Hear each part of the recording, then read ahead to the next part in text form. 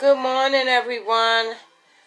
And I'm coming back because I wanted to touch base on something that's been tugging around at me for a while. And that is what happened to the village. Do you remember growing up and hearing it takes a village to raise a child? That is oh so true, folks.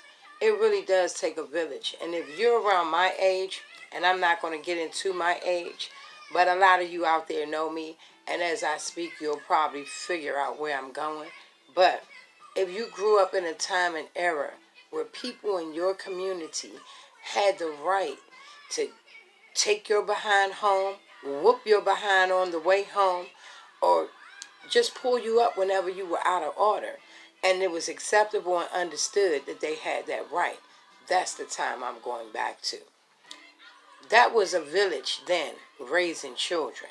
When your mom and dad were at work, or you were a single family household and your mom had to go out and work, these people in the neighborhood watched over you. If they caught you somewhere you shouldn't be, they made sure you took your behind back to the neighborhood. And that's where my heart is today, you guys. When it comes to these young people out here, we're so quick to turn our backs on them or look away because we're so disgusted as to what they're doing and how they're living and how they're carrying themselves. They're walking around here not combing hair, pants hanging off their behinds.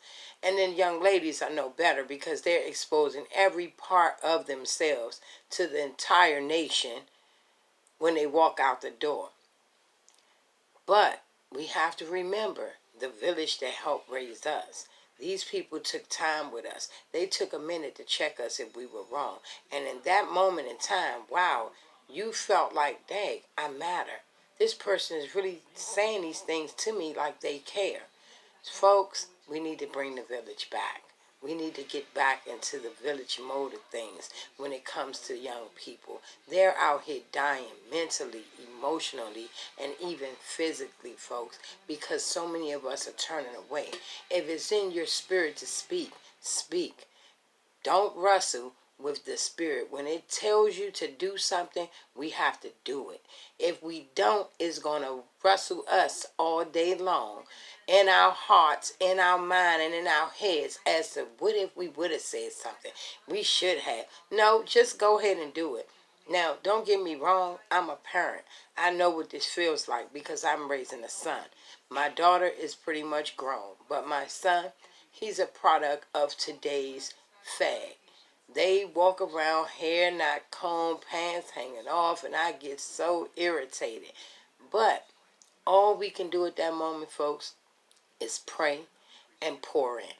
Let them know what perception they give off when they walk around with the pants hanging off and the hair not combed and the facial hairs are not groomed. This gives society the right to make their own judgments of you. You're going to go through these things in life, period. But why add to? But in this case, we can only do what we can.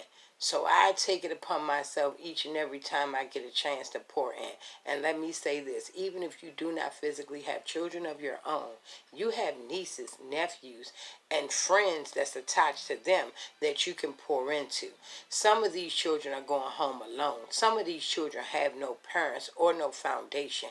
They're just in an empty space, hoping and praying that mommy or daddy will show up with a burger and time to sit with them and watch a movie or ask about their day. So folks, when these children come into your home with your nieces, nephews, or even your own children, yes, they become your children for the moment you invited them in.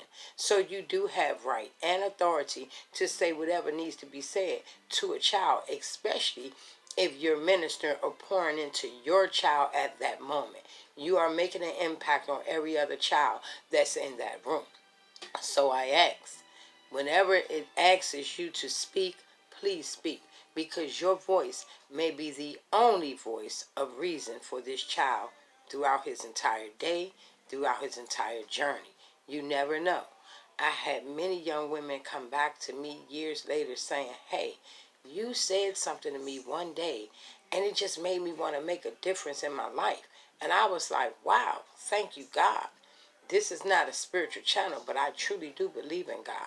So you will hear me from time to time say, thank you, God. So I was like, wow, thank you for using me. And sometimes God may use you in a way and you're not going to know what you're saying to a person because it's not your platform. You're just a being that's being used to deliver whatever he wants to bring through you to this person. So don't feel like, man, I don't remember what I said to that person. That's not for you to remember. You were just being used for the moment.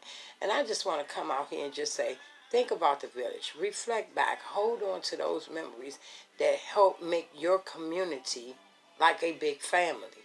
Because that's what my community was like when I was growing up. It was one big family. Everybody knew each other and everybody watched out for one another. And it's time that we start taking some of our lives back, starting with our young people today. Let's grab a hold of them, pour something positive in, tell them how great they are, tell them what you think of them, what you see in them. They may know this for themselves, but they have nobody helping them strengthen that area of their life.